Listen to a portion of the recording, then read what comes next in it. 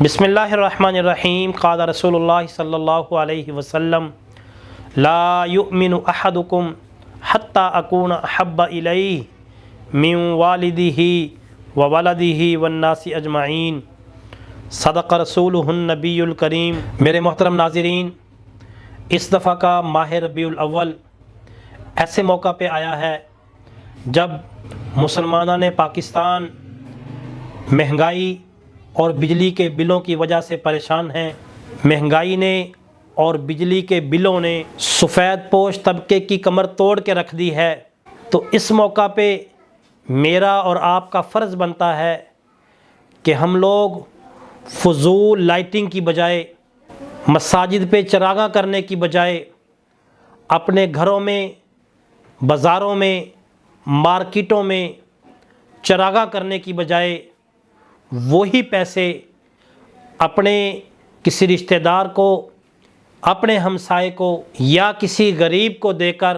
آپ صلی اللہ علیہ وسلم کی محبت کا عملی مظاہرہ کر سکتے ہیں۔ یاد رکھیے کہ لائٹنگ کرنا، گلی محلوں کو، گھروں کو، مسجدوں کو روشن کر لینا آپ صلی اللہ علیہ وسلم کی محبت کا کوئی ثبوت نہیں ہے، جبکہ آپ صلی اللہ علیہ وسلم کا کوئی بھی امتی پریشان ہو یا آپ صلی اللہ علیہ وسلم کا امتی بھوک سے مر رہا ہو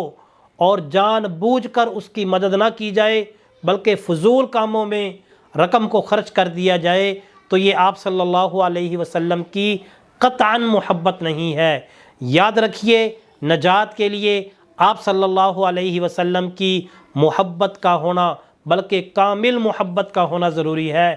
آپ صلی اللہ علیہ وسلم کا ارشاد مبارک ہے، لا یؤمن احدکم حتی اکون احب الیہ من والدہ وولدہ